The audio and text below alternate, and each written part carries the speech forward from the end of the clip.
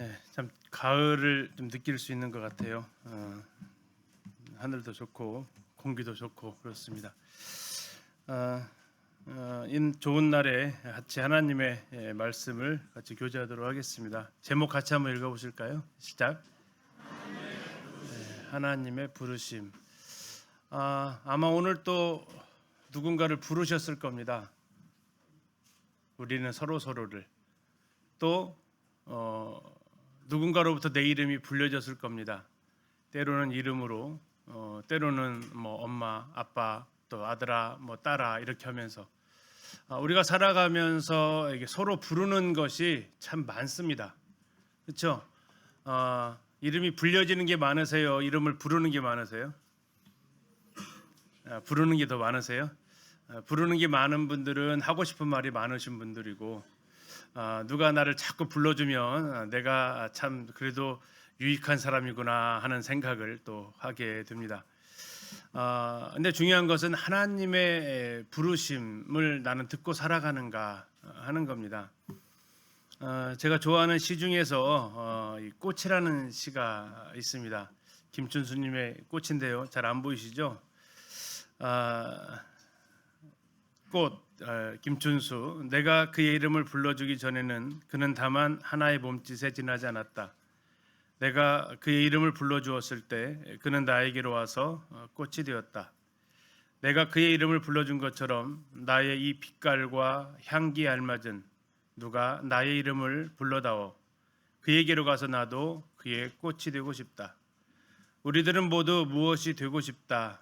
너는 나에게 나는 너에게 잊혀지지 않는 하나의 눈짓이 되고 싶다. 꽃을 통해서 제일 마지막 연이 아마 시인이 하고 싶었던 말인 것 같습니다. 우리들은 모두 무엇이 되고 싶다. 너는 나에게 나는 너에게 잊혀지지 않는 하나의 눈짓이 되고 싶다. 하나님이 우리를 부르신다라는 것도 어쩌면 그와 연결되지 않나 싶습니다. 우리와 하나님 무슨 관계가 있고 또 관계 속으로 들어가고 싶으신 거죠. 하나님은 나에게, 나는 하나님께.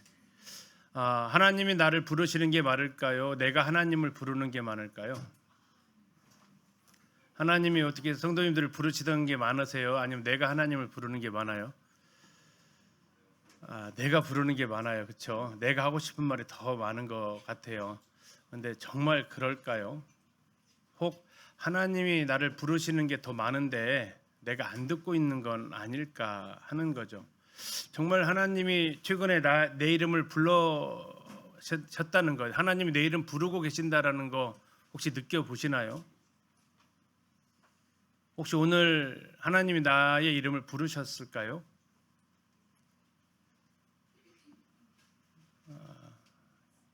가만히 생각해 보니까 별로 기억이 없죠.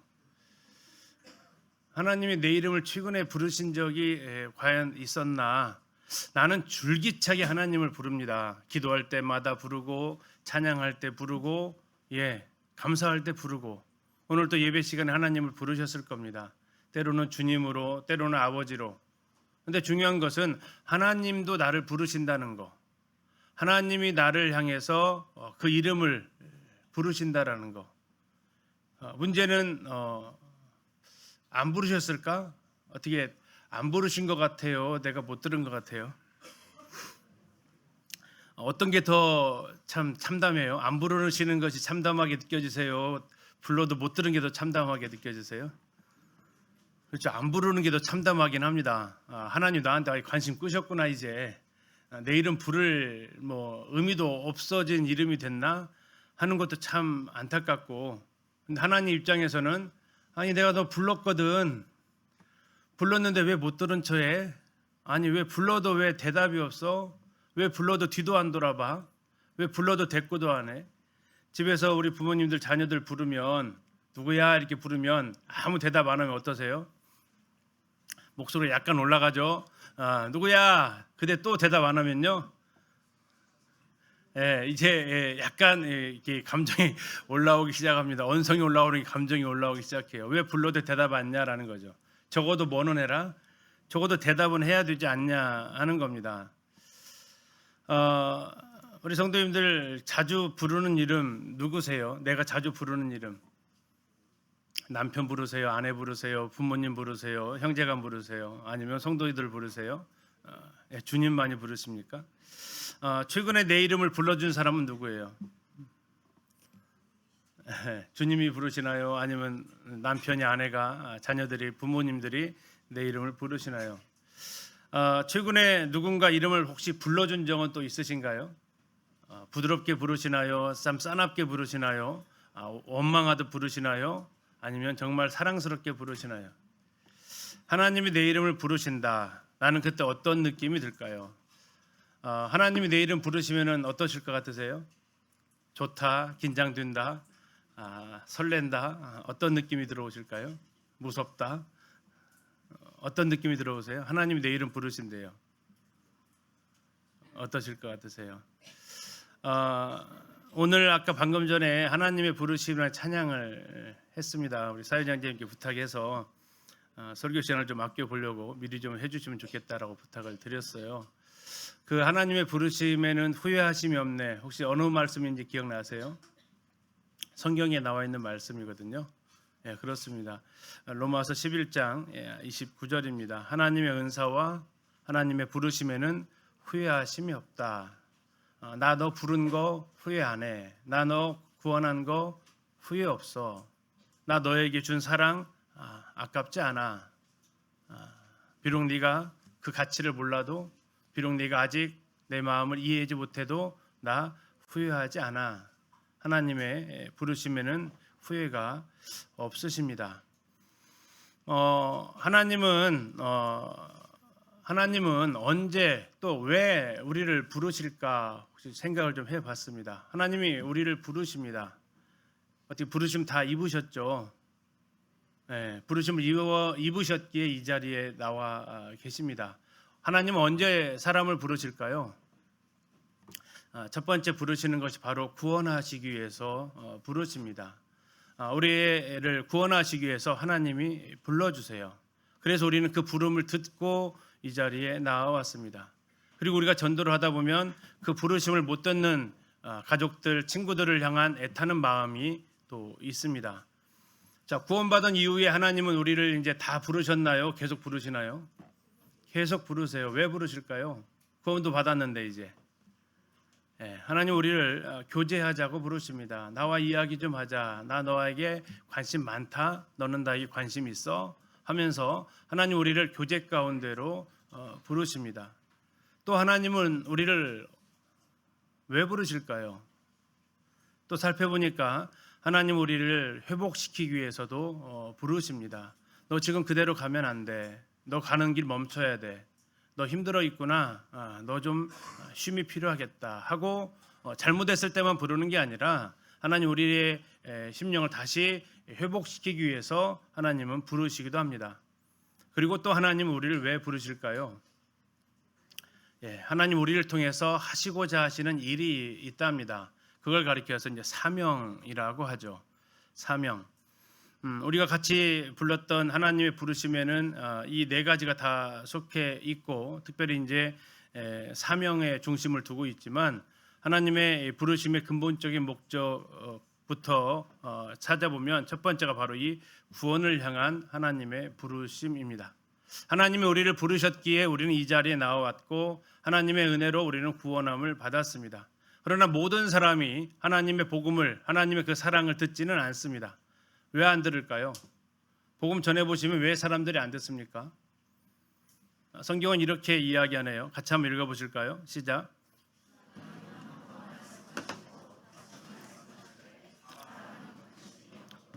왜 하나님을 찾지 않습니까? 관심이 없답니다. 관심이 없으면 아무리 옆에서 이야기해도 안 들립니다. 참 신기합니다. 관심이 있으면 작은 목소리로 이야기해도 들립니다. 제가 학교에서 이렇게 수업을 하다 보면 딴짓하는 아이들이 있어요. 갑자기 창문에서 체육 시간 하고 있는 걸 쳐다보는 아이들도 있어요. 그런 아이들한테 이름을 불러도 못 들어요. 그래가지고 선생님이 불러도 못 들으니까 옆에 있는 친구가 툭툭 찔러줘야 아이들이 인식을 하는 경우들이 있어요. 왜요? 관심이 없으니까, 딴 데 관심이 있으니까, 자신의 관심이 다른 곳에 가 있다 보니까 하나님이 아무리 불러도 반응이 없다라는 거죠.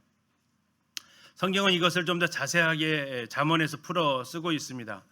지혜가 길거리에서 부르며 광장에서 소리를 높이며 시끄러운 길목에서 소리를 지르며 성문 어귀와 성중에서 그 소리를 발하여 이르되 너희 어리석은 자들은 어리석음을 좋아하며 거만한 자들은 거만을 기뻐하며 미련한 자들은 지식을 미워하니 어느 때까지 하겠느냐. 나의 책망을 듣고 돌이키라. 보라, 내가 나의 영을 너희에게 부어주며 내 말을 너희에게 보이리라. 내가 불렀으나 너희가 뭐라고 나와요? 듣기 싫어했다. 내가 손을 폈으나 돌아보는 자가 없었다. 도리어 나의 모든 교훈을 멸시하며 나의 책망을 받지 않았다.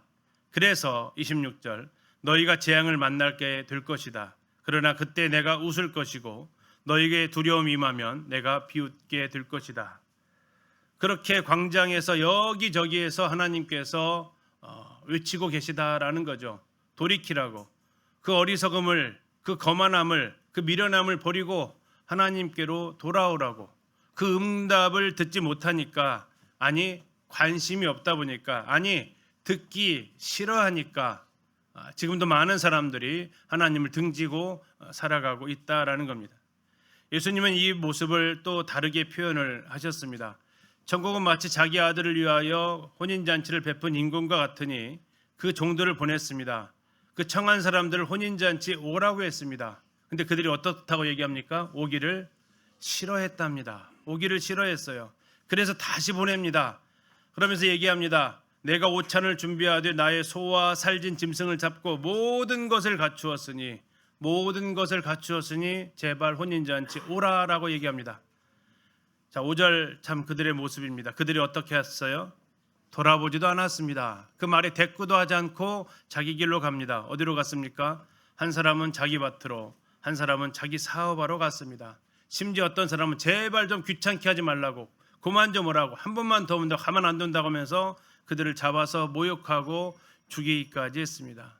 주님 한탄하시면서 말씀하십니다. 참 청함을 받은 사람이 많은데 택함을 입은 사람은 왜 이리 적은가. 하나님이 한 번 말하고 두 번 말하고 말씀을 계속해서 하셨지만 그 말에 귀 기울이고 돌이키고 하나님께로 돌아오는 사람이 왜 그리 적은가 하는 거죠. 하나님의 이 구원으로의 초청에 대해서, 구원으로의 부르심에 대해서 관심이 없습니다. 듣기를 싫어합니다. 간섭하지 말랍니다. 나 할 일 많다라는 거죠. 나는 밭도 가야 되고 또 나는 소도 돌아봐야 되고, 다른 복음서에 보면 나는 이제 결혼했으니까 나는 집으로 가야 되고, 이런 여러 가지 자기들의 이유를 가지고 그 초청을 거절합니다. 이런 모습이 우리는 복음 집회 때마다 계속해서 보고 있기도 하죠. 영혼들을 초청하기가 참 어렵습니다. 한번 그들을 이 복음의 말씀을 듣도록 하기 위해서 참 많은 수고를 하지만 관심이 없습니다. 오기 싫어합니다. 각자 자기 할 일에 분주합니다. 그리고 어느 순간 하나님은 거기에 대해서 심판을 명하시고 우리는 그 심판에 안타까움에 다시 초청을 하게 되죠.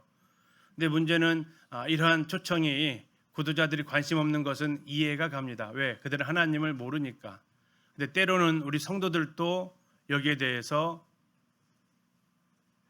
듣기 안 좋아합니다. 현실입니다. 하나님의 말씀에 대해서, 초청에 대해서 귀찮아합니다. 죄송하지만 성도님들, 수요일 교회 집회로 모이는 시간에 오라고 하는데 오십니까? 즐거이 오십니까? 네, 각자 이유를 댑니다. 예배하러 나오라고 할 때 우리는 어떻게 반응합니까? 즐거우십니까? 감사합니까? 아니면 핑계가 많습니까? 이러저러한 이유로 주님께서 오라고 하는데 우리는 그 부르심에 어떻게 반응하는가 하는 거죠. 믿지 않는 사람들이 그렇게 한다면 이해라도 가죠. 왜 하나님의 자녀가, 하나님의 믿는 아들, 딸들이 그러한 반응을 보이냐 하는 것은 더 하나님 보시기에 안타까울 뿐입니다. 하나님이 왜 오라고 하셨을까요? 하나님 오시는 이유는 이렇습니다. 수고하고 무거운 짐진 자들아 다 내게로 오라. 내가 너희를 쉬게 해주겠다. 나는 마음이 온유하고 겸손하니 나의 멍에를 메고 내게 배우라. 그리하면 뭐가 쉼을 얻습니까? 너희 마음이 쉼을 얻습니다. 그렇습니다. 쉬고 싶고 이제 예전처럼 내 몸이 말을 안 듣고 그럴 수 있습니다. 몸이 쉼을 얻는다고는 하지 않으셨습니다. 모이기 위해서 하나님 앞에 나오기 위해서 몸이 움직여야 되니까 몸이 쉼을 얻지는 못할 겁니다. 그러나 분명한 것은 하나님의 약속은 뭐가 쉼을 얻습니까? 우리의 마음이 쉼을 얻게 해주시겠다라는 겁니다. 하나님께서 하나님의 그 멍에를 우리와 함께 매자고 하십니다. 나의 멍에를 메고 나에게 배우라고 하십니다. 그럴 때 우리의 마음이 쉼을 얻는다고 하십니다. 하나님은 오늘 또 그래서 한 사람 한 사람 찾아가십니다. 성경에는 그 한 사람 한 사람을 찾아가시는 주님의 모습이 보입니다. 누구를 찾아가셨습니까? 삭개오를 찾아가십니다. 삭개오야 속히 내려오라. 삭개오가 숨었던 저 돌 무화과 나무는 숨기에 딱 좋은 장소였습니다. 나무에 올라갔는데 눈에 띄지 않을까? 눈에 띄는 나무가 아닙니다. 저 나무에는 많은 사람들이 올라가서 무화과 작업을 하는 나무였습니다. 그래서 그냥 올라간 사람의 무화과 작업하는 사람이겠구나 하고 그냥 지나갈 수 있는 그 나무에 삭개오는 올라탄 거죠. 군중 속으로 숨은 겁니다. 예수님은 보고 싶고 그러나 예수님 사람들의 눈에는 띄기는 싫고 그가 택한 방법이 저 돌 무화과 나무 올라간 겁니다. 저 돌 무화과 나무에는 삭개오 말고도 많은 그 농부들이 무화과 작업하기 위해서 올라가는 나무이기도 했습니다. 자기를 숨기기에는 딱 안성맞춤이었죠. 그러나 예수님은 콕 찍어서 대답합니다. 만약에 예수님이 삭개오야 안 하고 속히 내려오라 그랬으면 무슨 일이 벌어졌을 것 같으세요? 돌무화과에서 작업하던 사람들 다 내려와야 됐을 겁니다. 그러나 주님은 정확하게 얘기합니다. 그 사람들은 뭐하러 올라갔냐면 돌무화과 작업하러 올라갔고 삭개오 너는 올라간 이유가 뭐예요? 너 나 만나러 올라갔잖아. 근데 네가 나를 만나러 올라갔느냐? 아니, 내가 너 만나러 여기에 왔어. 삭개오야 속히 내려오라. 여러분 그 음성의 삭개오의 반응은 뭐였습니까? 속히 내려왔습니다. 하나님 믿지 않는 사람들의 반응이 이와 같아야겠죠. 또 때로는 주님께서 죽은 나사로를 부르시기도 합니다. 죽은 이 나흘이 돼서 냄새가 난다는 저 나사로, 어쩌면 우리의 영혼이 죄로 인해서 죽어가고 있을 때에 주님 우리를 향해서 부르시는 거죠. 이제 그 죽음에서 나오라고. 우리는 저 무덤 속에서 죄의 굴레에 억압에 신음하는 영혼들이었지만 주님이 나오라 하실 때 우리는 구원함을 얻게 됩니다. 풀어놓아 다니게 하라. 우리는 더 이상 사망에 얽매여 있지 않는 몸이 되었습니다. 하나님 우리를 이렇게 구원하신 것은 디모데후서 1장에서 이렇게 얘기하십니다. 하나님 우리를 구원하사 거룩하신 소명으로 부르심은 우리가 뭘 잘해서가 아니랍니다. 우리 행위대로 하심이 아니다라고 얘기하십니다. 어떻게 하셨습니까? 오직 자기 뜻과 영원 전부터 그리스도 예수 안에서 우리에게 주신 은혜대로 하셨다라는 겁니다. 우리를 구원하시는 것이 하나님의 뜻이었답니다. 우리를 구원하시는 것이 행위가 아닌 은혜로 구원하시는 것이 하나님의 뜻이었다고. 그래서 우리가 필요한 것은 뭘 해서 나오는 게 아니고 그저 하나님의 부르심에 응답하면 나올 수 있다라는 겁니다. 그리고 구원받은 이후에 우리는 이러한 사명을 받게 됩니다. 베드로서 2장 9절에 택하신 족속이요 왕같은 제사장들이요 거룩한 나라요 그의 소유가 된 백성이니, 다시 말하면 백성이 되려고가 아닙니다. 백성이기 때문에입니다. 뭐를 합니까? 나를 어두운 데서 불러내어 그의 비한 빛에 들어가게 하신 하나님의, 우리 주 예수 그리스도의 아름다운 덕을 선포하게 하려 하심이라. 이제는 선포하는 자가 되라고 부르십니다. 이제는 삭개오야 하면서 올라가 있는 자가 아닌 우리 주변에서 지금도 군중 속으로 숨어버린 누군가를 향해서 이제 나와 함께 가자라고 그를 초청할 수 있는, 그에게 복음을 전할 수 있는 그런 사람으로 살기를 하나님은 이제 기대하고 계십니다. 하나님은 우리를 구원하시기 위해서 우리를 부르십니다. 우리는 구원함을 받았습니다. 그리고 나서 이제 하나님은 두 번째 우리를 부르십니다. 그 두 번째 부르심은 무슨 부르심이에요? 교제를 향한 부르심입니다. 교제가 뭡니까? 이야기하는 거 물론 교제입니다. 근데 그 교제를 정확히 말하면 삶을 나누는 겁니다. 삶을 나누는 것. 고린도전서에서 이렇게 말씀하죠. 너희를 불러서 그의 아들 예수 그리스도 우리 주와 더불어 뭐하게 하시는 하나님이에요? 교제하게 하시는 하나님입니다. 이것을 헬라어로 가리켜서 코이노니아라고 이야기를 합니다. 요한일서에서는 이렇게 이야기합니다. 요한일서에서는 우리가 보고 들은 바를 너희에게도 전함은 너희로 우리와 사귐이 있게 하려 합니다. 우리의 사귐은 아버지와 그의 아들 예수 그리스도와 더불어 누리는 것이다. 하나님 우리를 구원하시기 원하셨는데 그것은 교제하기 위하심이었습니다. 사귀기 위하심이었습니다. 하나님 우리의 삶 속에 들어오시기를 원하셨다라는 거죠. 하나님이 제자들을 부르신 이유도 그들에게 전도한다라는 것은 2차 목적이었습니다. 마가복음은 이렇게 얘기합니다. 또 산에 오르사 자기가 원하는 자들을 부르셔서 12를 세우셨는데요. 첫 번째 목적이 뭐라고 나오십니까? 자기와 함께 있게 하시고, 이게 첫 번째 목적이라고 얘기하십니다. 두 번째 목적은 뭡니까? 전도도 하게 하신다라는 겁니다. 또라고 나와 있죠. 두 번째 목적이 전도고 첫 번째 목적은 함께 있고자 함입니다. 전도하기 위해서 여러 필요한 능력도 주십니다. 하나님 우리를 구원하셨습니다. 하나님과의 관계가 멀어졌던 우리를 하나님께로 부르셨고요. 그 하나님 우리를 부르셔서 하나님의 그 나라에서 영원히 살게 하도록 이제는 이별이 없게 하셨습니다. 그리고 이 땅을 살아가는 우리를 초청하셔서 하늘나라에서의 그 교제가 아닌 이 땅에서의 우리와의 교제, 우리와의 사귐을 하나님이 초청하셨습니다. 앞에서 말씀드렸는데요. 우리는 하나님을 수시로 부릅니다. 하나님이 대답하시던가요? 주님, 주님 하시는데 어떻게 대답하시던가요? 아니면 대답을 안 하시길래 우리는 계속해서 주님을 부르고만 있는 걸까요? 하나님은 나를 아실까요? 우리 성도님들 어떻게 하나님 나 아실 것 같아요? 진짜 그렇게 느껴지세요? 하나님이 내 이름도 아실까요? 왜 내 이름을 아시는데 이렇게 내 이름 한 번도 안 부르실까요? 아니면 정말 우리 내 이름을 부르시는데도 우리는 그 목소리가 너무나도 익숙하지 않아서 그게 하나님의 음성인지 아닌지를 혹시 모르고 있는 건 아닐까요? 모세에게 하나님이 이렇게 얘기하세요. 참 부러운 표현이기도 합니다. 뭐라고 얘기하십니까? 주께서 전에 말씀하시기를 하나님 이렇게 말씀하셨어요. 하나님 뭐라고 하셨냐요? 나는 뭘로도 너를 알아요? 이름으로도 너 알아. 하나님이 모세를 아신다라는 거예요. 모세라는 그 이름을 콕 찍어서 아신다라는 거예요. 200만의 이스라엘 출애굽했던 그들 가운데에서 내가 너 이름으로도 알아. 뿐만 아니라 너도 내 앞에 은총을 입었어. 이렇게 주님 말씀하셨죠. 그때 하나님께서 대답하십니다. 그랬지. 내가 그렇게 분명히 했어. 그래서 네가 말하는 이 일도 내가 그냥 해줄게. 왜? 너는 내 목전에 은총을 입었고 내가 이름으로도 너를 알기 때문이야. 이름, 꽃이라는 그 시에서 내가 그 이름을 불러줬을 때 그는 내게로 와서 꽃이 되었다 이렇게 얘기하는데요.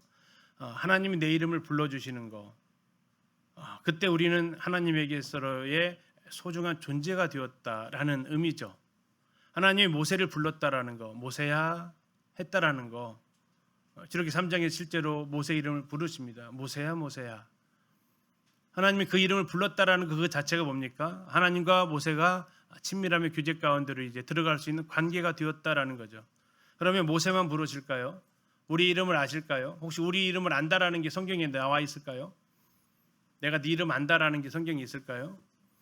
찾아보니 있더라고요. 같이 한번 읽어보실까요? 문지기는 시작.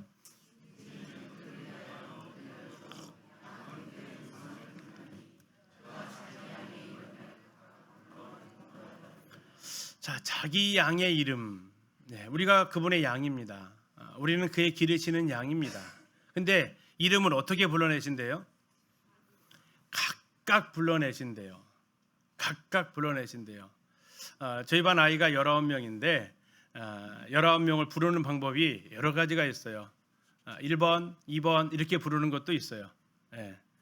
다음에 때로는 조로 부를 때도 있어요. 1조, 2조 이렇게 부를 때도 있어요. 또 때로는 그냥 퉁칠 때가 있어요.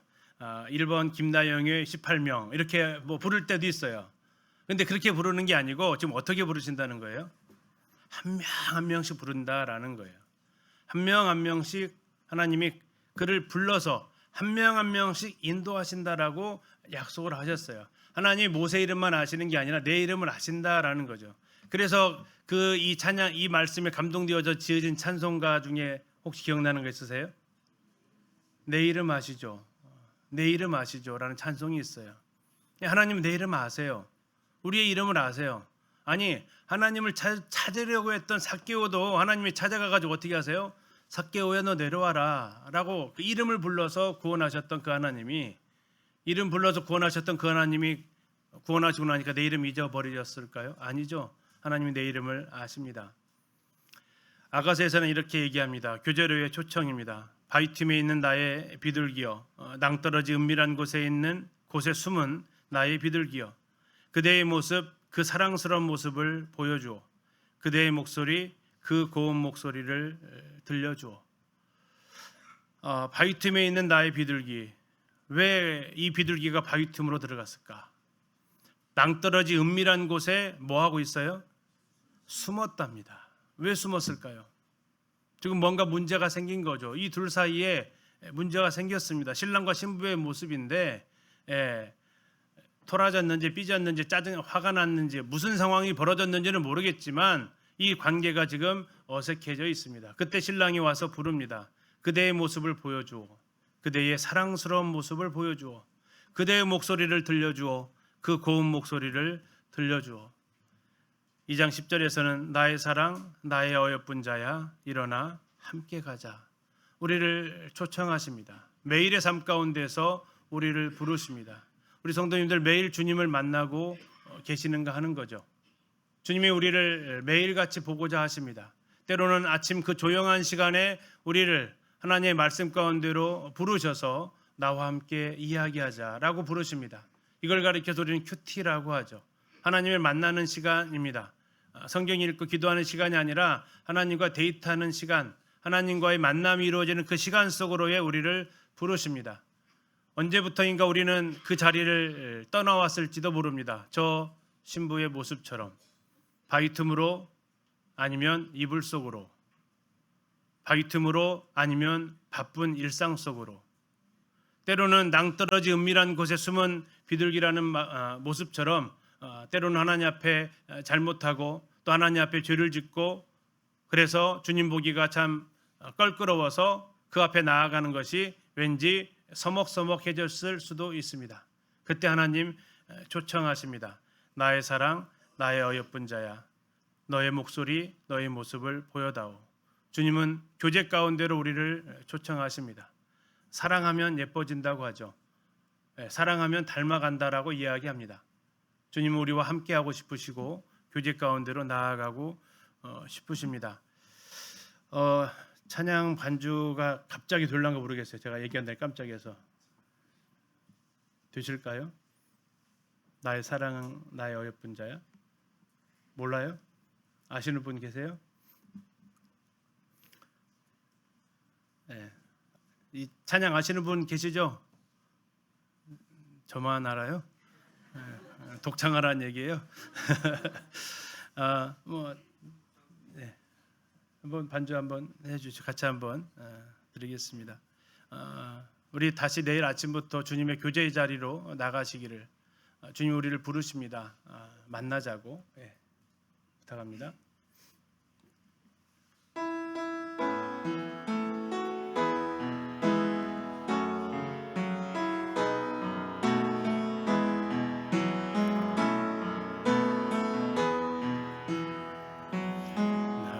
사랑하는 자의 목소리 듣기 원하네.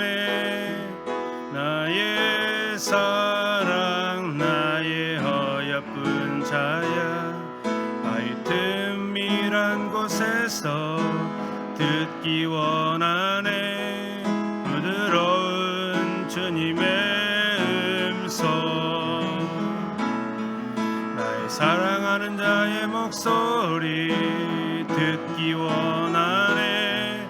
나의 사랑, 나의 어여쁜 자야, 바위틈 은밀한 곳에서 듣기 원하네 부드러운 주님의 음성.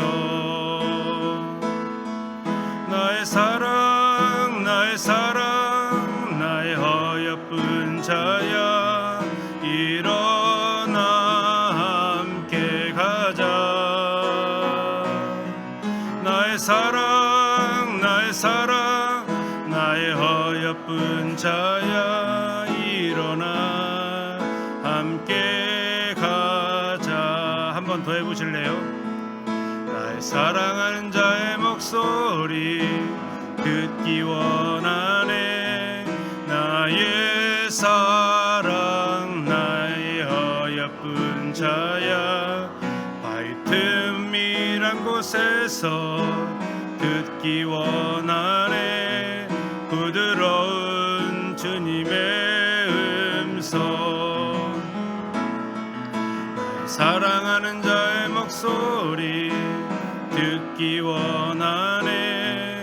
나의 사랑 나의 어여쁜 자야 바위 틈은 미란 곳에서 듣기 원하네 부드러운 주님의 음성. 나의 사랑 나의 사랑 나의 어여쁜 자야 함께 가자. 나의 사랑 나의 사랑 어여쁜 자야 일어나 함께 가자. 주님 초청하십니다. 나의 사랑 나의 어여쁜 자야 일어나 함께 가자. 혹 주님으로 인해서 삐지셨습니까? 주님으로 인해서 힘드신 시간을 보내셨습니까? 주님 말씀하시죠. 누구든지 나로 인하여 실족하지 아니하면 복이 있다라고. 우리는 정말 믿었던 주님이 내가 생각했던 대로 내가 기대했던 대로 주님의 일을 이루시지 않을 때 때로 삐집니다. 때로 아파합니다. 그러나 우리가 분명히 아는 것은 주님의 생각은 우리의 생각보다 높습니다. 그리고 그 주님은 나를 골탕 먹이기 위한 것도 아니고 나를 시험하기 위한 것도 아니고 그게 가장 좋기 때문에 그게 가장 최선이기 때문에 때로는 대답을 늦추시고 때로는 다른 방법으로 응답하시기도 하십니다. 그래서 주님이 다시 우리를 부르시는 거죠. 숨지 말아라. 낭떠러지 틈으로 너의 존재를 숨지 말아라. 함께 가자라고. 그래서 다시 우리 하나님 말씀 앞에 나오시고 하나님 이름 앞에 무릎 꿇으시고 하나님 앞에 항상 기도함으로 그분의 음성을 들음으로 나아갈 수 있기를, 그분의 초청에 응답할 수 있기를. 구도자들한테 왜 이렇게 복음을 못 믿냐고 그들을 타박할 게 아니라 왜 우리가 저 사랑의 주님의 음성을 경험했으면서도 그 음성에 우리가 나오지 않느냐 하는 것이 우리가 더 이상한 모습이다라는 거죠. 세 번째 하나님의 부르심은 회복으로의 부르심입니다. 여기서 말하는 회복은 죄를 지었을 때의 회복만을 가리키는 것은 아닙니다. 때로는 우리가 방향을 잘못 잡았을 때 유턴하기도 하십니다. 열심히 했는데 그 길이 아니다라고 가르쳐 주시기도 하십니다. 내 뜻대로 했는데 그게 하나님의 뜻이 아니다라고 가르쳐 주시면서 우리를 다시 회복시켜 주십니다. 하나님 회복시켜 주시는 그 음성이 창세기 3장에서 나오죠. 여호와 하나님이 아담을 부르셨습니다. 네가 어디 있느냐? 이건 뭐 할 때 회복하기 위한 겁니까? 죄를 짓고 하나님 앞에 숨었을 때에 나오라는 겁니다. 자, 네가 어디 있느냐? 야, 너 못 참겠다. 야, 너 숨바꼭질 잘하네. 좀 도저히 못 찾겠다. 내가 졌다. 좀 나와줄래? 그걸까요? 아니죠. 주님이 찾아낼 수 있습니다. 그 나무 뒤에 숨었는데 나무 뽑아버릴 수도 있어요. 그러나 하나님 그렇게 하고 싶지는 않은 거죠. 네가 나무 뒤에 숨었니? 그것을 위치를 말해주고도 싶지 않으세요. 그냥 중요한 것은 어디 뒤에 숨었느냐가 아니라 하나님 앞에 나오는 거다라는 거죠. 우리는 구원받은 이후에도 여전히 죄 가운데 죄의 유혹에 넘어질 수 있습니다. 그때 하나님 부르시는 거죠. 네가 어디 있느냐? 나오라는 겁니다. 나는 회복시켜 줄 준비가 되어져 있다라는 그 초청에 우리는 나와야 되죠. 또 다른 부르심이 있습니다. 엘리야가 호렙산 굴에 들어가서 거기서 머뭅니다. 그때 하나님의 말씀이 임합니다. 엘리야는 지금 갈멜산에서의 바알 선지자들과의 싸움에서 450대 1의 싸움에서 승리합니다. 그러나 전혀 돌이킬 마음이 없는 이세벨이 이 엘리야를 죽이겠다고 선언하고 이제 체포령을 내립니다. 그 갈멜산에서 저 먼 호렙산까지 엘리야는 단신으로 이렇게 도망을 가게 됩니다. 그리고 그 호렙산 굴에 숨어버립니다. 그때 하나님이 엘리야를 부르십니다. 엘리야야, 네가 어찌하여 여기 있느냐? 죄져서 부른 건 아닙니다. 아마 마음에 어려움이 있었던 것 같습니다. 왜 하나님이 이렇게 승리하게 하시다가도 하나님을 대신해서 바알들과 싸웠는데도 하나님은 여기에 대해서 나로 그 승리에 대한 대접은 전혀 없고 오히려 이렇게 쫓기는 신세가 되게 하셨는지 그러한 억울함이 있었을 수도 있습니다. 그 이유가 어찌 됐는지 하나님은 그에게 물으시는 거죠. 네가 어찌하여 여기 있느냐 하면서 그 굴 속에서 나오라고 우리를 부르십니다. 때로 사역을 하다 보면 주님을 섬기다 보면 이런 일들이 일어나게 되죠. 열심히 했는데 알아주는 사람 없고 열심히 했는데 괜히 또 한두 가지 실수한 거 가지고 또 핀잔하고 이런 경우들도 있습니다. 그럴 때 의욕이 다 꺾이고 내가 이걸 굳이 해야 돼, 싫은 소리 들으면서 내가 이걸 해야 돼 하면서 우리가 이렇게 굴 속으로 숨어 들어갈 때가 또 있습니다. 그때 주님이 부르시는 거죠. 네가 어찌하여 여기 있느냐? 야, 너 들어간 이유를 모르겠다. 말이나 하고 숨어라. 그런 이유가 아닙니다. 이제 그곳에서 나오라는 거죠. 또 예수님이 두 번에 걸쳐서 불렀던 이름 마르다입니다. 마르다야 마르다야 네가 많은 일로 염려하고 근심하나 몇 가지만 하든지 혹은 한 가지만이라도 족하니라. 마르다는 주님을 섬기는 일에 분주했습니다. 열심히 했습니다. 그러나 자기 동생 마리아가 여기에 대해서 전혀 돕지 않습니다. 마리아는 지금 누가 마리아 같으세요? 앉아 있는 게 마리아 같아요? 위에 서 있는 게 마리아 같으세요? 앉아 있는 게 마리아죠. 위에 서 있는 게 마르다입니다. 지금 눈으로 째려보는 거 보이세요? 누구를 째려보는 것 같으세요? 마리아하고 예수님 둘 다 째려보는 것 같아요. 이 마르다가 마음이 상했어요. 누구한테 상했냐면 동생한테 1차로 상하고 2차로 예수님한테도 상했어요. 마르다가 뭐라고 합니까? 아니 예수님, 저 마리아한테 명해서 나 좀 왜 도와주라고 안 하십니까? 왜 가만히 앉아있는 애한테 한마디도 안 하세요? 하면서 예수님한테도 삐졌어요. 지금 도와주지 않는 사람을 향해서도 삐지고 화가 나고 왜 나만 이렇게 바빠야 하냐고, 왜 나만 이렇게 발 동동 굴러야 되냐고, 왜 나만 섬겨야 되고, 왜 나만 사역해야 되고, 왜 나만 이 고통 가운데 예수님께서 부르십니다. 자, 마르다야 마르다야 어떻게 불렀을까요? 마르다야 마르다야 이렇게 했을까요? 아니면 정말 사랑스럽게, 제가 사랑스럽게 불러본 것이 약해가지고 마르다야 마르다야 했을까요? 어떻게 그분이 부르셨을까요? 저 음성은 어떠한 음성이었을까요? 아마도 사랑하는 음성이었을 겁니다. 그러나 안타까워하는 그 음성이었을 겁니다. 참 손님이 왔으니까, 사랑하는 예수님이 왔으니까, 그리고 그의 제자 12명이 그 먼 길을 걸어왔으니까 얼마나 시장하고 얼마나 힘들까. 그래서 여러 가지로 접대하고 싶은 자매님들도 식사 접대할 때 한 3가지 얘기 나올 때마다 그냥 3찬만 없시다, 국 하나에 3찬만 없시다. 그러다가 자매 아이고 그래도 성도들 오셨는데 하나라도 더 하다 보니까 6찬 7찬 나오고, 그 마음이죠. 근데 그 마음이 나쁘다라는 게 아닙니다. 그 좋은 마음이다라는 거예요. 근데 문제가 뭡니까? 그것 때문에 하나님 앞에 감사하고 그것으로 인해서 기뻐함을 했으면 더할라 좋겠지만 오히려 그것이 내 마음의 기쁨을 앗아가고 내 마음에서 감사와 하나님 말씀을 듣는 그 소중함을 빼앗아 버리고 대신 그 자리에 염려가 찾아오고 그 자리에 근심이 찾아오면, 어쩌면 마리아는 예수님께 드리는 그 한 접시에 그 음식을 퍼서 드린 게 아니라 거기에 자기의 염려를 퍼담았고 거기에 근심을 퍼담았고 짜증을 퍼담았고 불만을 퍼담아서 예수님 드시지요 하고 내드린 그러한 꼴이 되지는 않았나 하는 거죠. 주님 말씀하십니다. 한 가지만이라도 괜찮아. 나를 위해서 뭔가 많이 하고 싶은 그 마음 내가 알아. 그리고 그 마음은 소중한 거야. 섬김은 언제나 소중한 거고, 섬김은 그 자체로 고귀한 거야. 그러나 그 섬김에 불만이 들어오고 짜증이 들어오면, 그 섬김에 염려와 근심이 들어오면, 그것을 받는 사람이,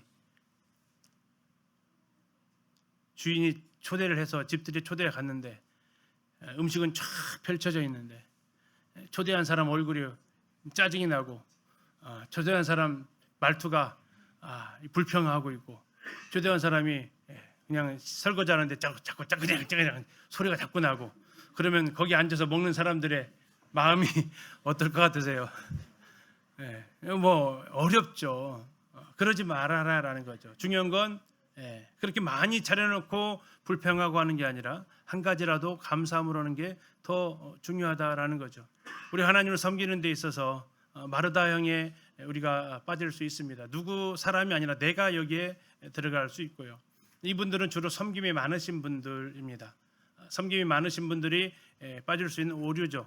그 자리보다 주님의 발 아래가, 그 발치 아래가 앉는 것이 더 소중하다 하는 그 회복으로의 부르심입니다. 다음은 예수님께서 부활하신 후에 예수님을 제일 먼저 본 여인이 있습니다. 그게 누굽니까? 막달라 마리아입니다. 그 막달라 마리아가 예수님을 찾습니다. 예수님인지도 모르고 찾습니다.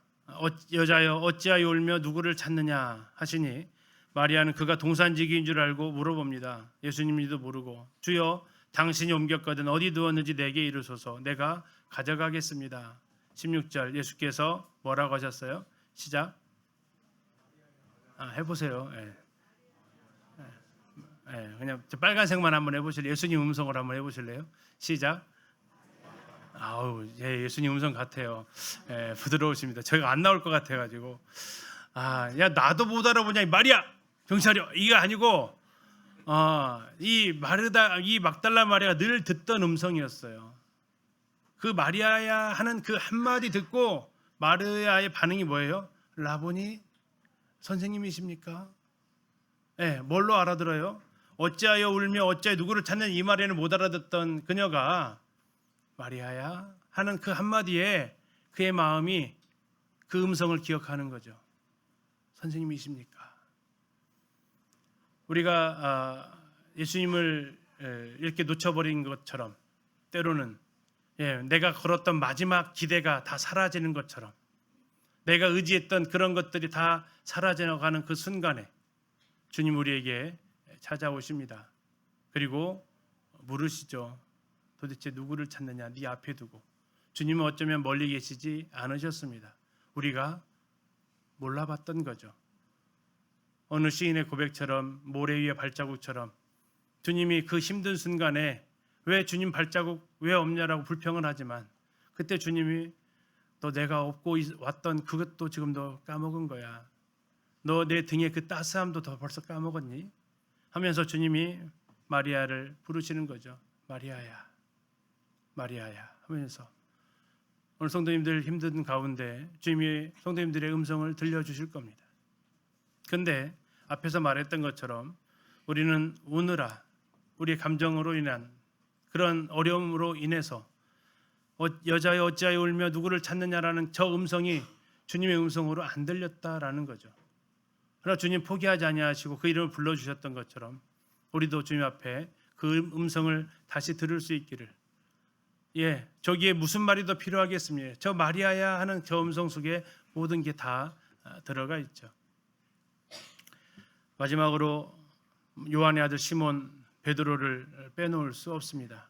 예수님을 향해서 3번 부인했던 그를 예수님은 3번째 찾아가셨고, 예수님을 향해서 3번 부인했던 그를 예수님은 3번의 질문으로 회복시켜 주십니다. 숯불 아래에서 예수님을 배반했죠. 그런 베드로를 다시 저 숯불 앞으로 초대하셔서 주님은 다시 회복시켜 주십니다. 요한의 아들 시몬아, 네가 이 사람들보다 나를 더 사랑하느냐고. 주님, 우리를 그 자리로 다시 회복시켜 주십니다. 그래서 부르심의 자리, 그것이 곧 회복의 자리입니다. 때로 우리가 넘어진 자리, 그곳이 곧 회복의 자리가 되는 거죠. 이스라엘에 가면 베드로가 부인했던 그곳에 저 불꽃 그림이 두 개가 나란히 걸려져 있습니다. 하나는 불꽃 앞에서 여종 앞에서 예수님을 부인했던 베드로의 모습하고, 그리고 또 하나는 저 그림, 저 불꽃 앞에서 예수님과 베드로가 대화 나누던 그 그림하고 동시에 걸려져 있어요. 거기서 말하고자 하는 것이 무엇이겠습니까? 베드로가 예수님을 부인했던 그 자리에서 예수님은 베드로로부터 고백을 받으시는 겁니다. 아픔의 자리가 부름의 자리로, 아픔의 자리가 회복의 자리로, 주님을 향한 죄송함의 자리가 감사함의 자리로 회복되어지는, 하나님 주님이 오셔서 그러한 상황 가운데서 그를 다시 회복시키셔서 부르시는 거죠. 요한의 아들 시몬아. 요한의 아들 시몬아는 요한복음 1장에 가서 보시면 베드로라고 이름 지어지기 전에 예수님이 부르셨던 베드로의 과거 이름입니다. 과거 이름 뭐예요? 요한의 아들 시몬. 예수님이 베드로야, 게바야 이렇게 부르지 않았어요. 저 순간에 예수님은 베드로의 옛 모습 그대로를 받으시는 겁니다. 요한의 아들 시몬, 내가 너를 베드로라고 해서 너 다시 회복시켜주는 게 아니고 내 모습 알아.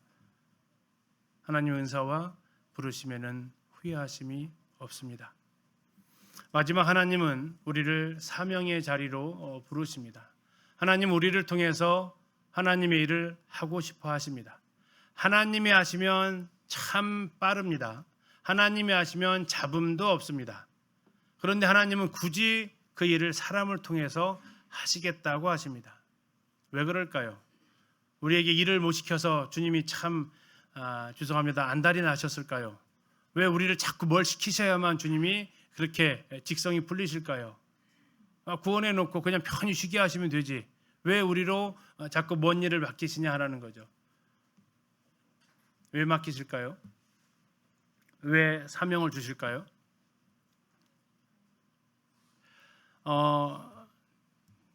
결혼할 사람이 다영자매가 있나?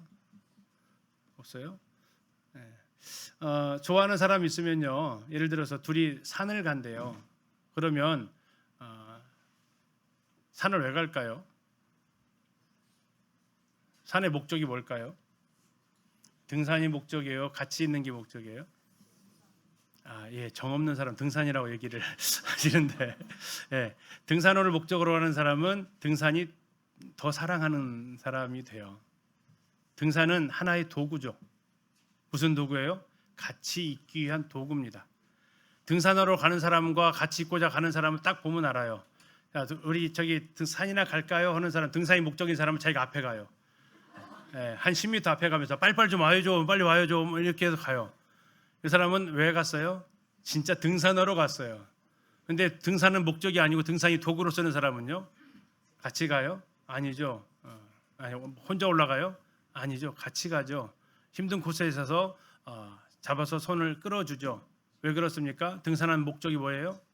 같이 있고자 함이에요. 하나님 우리에게 어떤 일을 시키는 이유가 뭔지 아세요? 같이 있고 싶어서 그래요. 교회 안에서도 사역하다 보면 어떻게 해야 돼요? 같이 있어야 돼요. 하나님은 너 아니면 그냥 내가 후딱 해치울 수 있어요. 제가 말씀 한번 드렸던 대로 그냥 번거롭게 할 거 없이 저 하늘에다가 구름 이용해서 기린노 교회가 내 교회에 하나님 한 번만 써주면 다 해결 다 될 것 같아요. 안 그러세요? 야, 네 친구 누구의 말을 좀 들어, 그 사람 말이 진짜야라고 한 번만 주님이 나타나가지고 해버리면 다 해결될 것 같아요. 근데 하나님 그렇게 안 하신다니까요. 하나님 일이 목적이 아니고 우리와 함께하는 게 목적이죠. 그래서 바울은 이렇게 기도합니다. 같이 한번 읽겠습니다. 시작.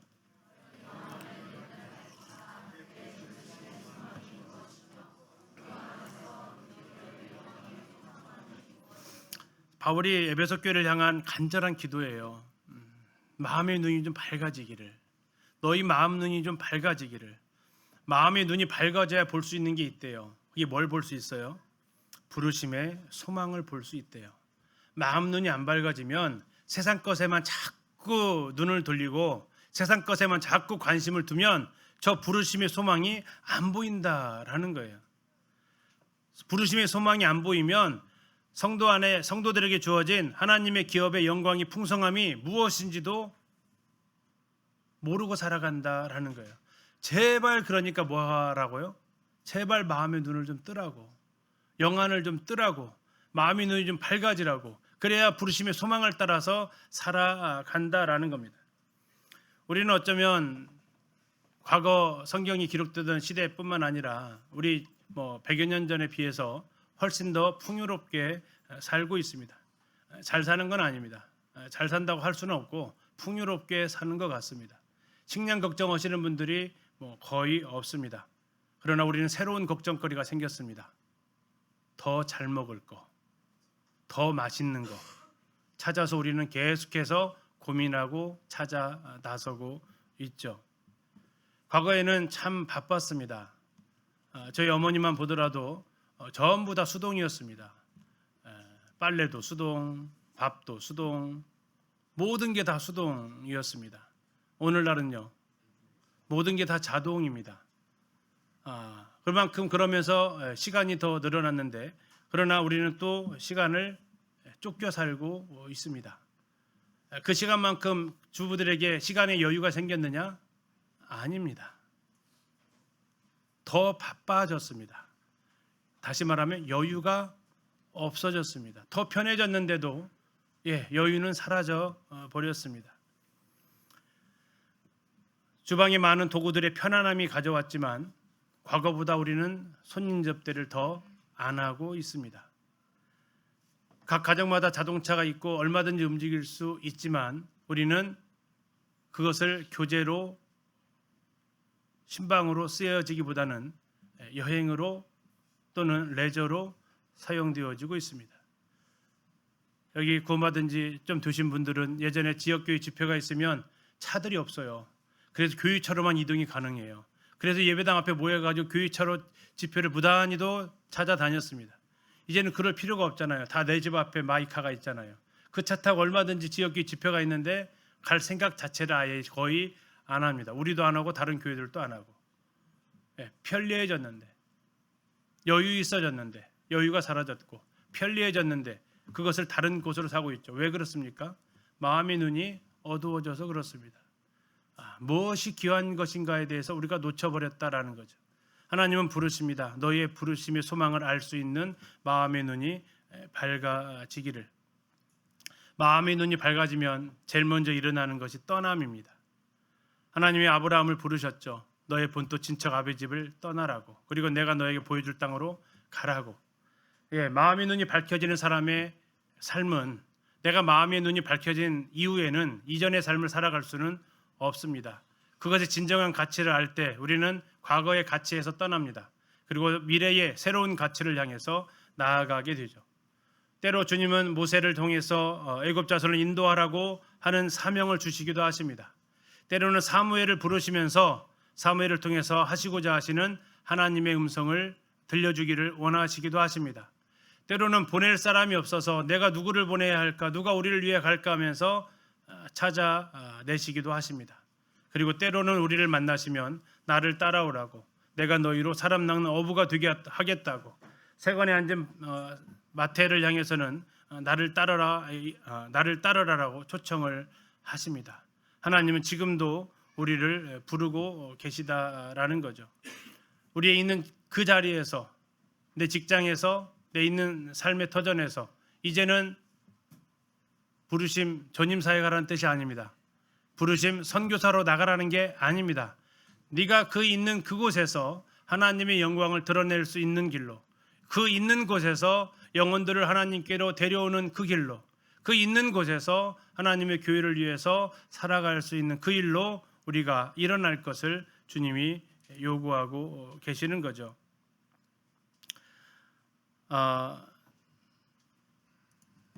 오늘 나는 어떤 부르심 앞에 서 있으십니까? 혹시 이 가운데 아직까지 구원받지 않으신 분이 계시다면 하나님 여러분들을 부르십니다. 여러분 그 부름에 관심을 가지시고 못 들은 채 하지 마시고 응답하십시오. 하나님 우리를 교제의 부르심 가운데로 초청하실 수 있습니다. 그동안 내가 다시 잊혔던 주님과 독대하는 큐티의 자리, 하나님 말씀 앞에 기도하고 성경 읽는 자리, 쉬지 않고 잠시 기도하는 그 묵도하는 기도의 자리로 우리를 부르십니다. 숨지 마시고 안주하지 마시고 일어서서 나의 사랑 나의 어여쁜 자야 일어나 함께 가자는 그 초청에 그 내어민 손에 손 잡으실 수 있기를 기도합니다. 하나님으로 인해서 우리가 삐질 수 있습니다. 하나님을 위해서 섬긴다고 하면서 실족할 수 있습니다. 또 하나님 앞에 잘못을 행하고 숨을 수도 있습니다. 하나님이 우리에게 찾아오셔서 손길을 내미십니다. 마르다야 마르다야 하시면서 엘리야야 때로는 아담아 하시면서 부르십니다. 우리를 돌아오라고 하십니다. 그리고 하나님은 우리에게 이제 사명으로의 부르심을 요청하십니다. 너희의 마음이 눈이 떠졌으면 좋겠다. 내가 너를 위해서 준비한 그 성도들에게 주어질 그 기업이 얼마나 많은지 얼마나 풍성한지 너희들이 그것을 보고 너의 남은 삶을 주와 교회와 복음을 위해서 살아갔으면 정말 좋겠다.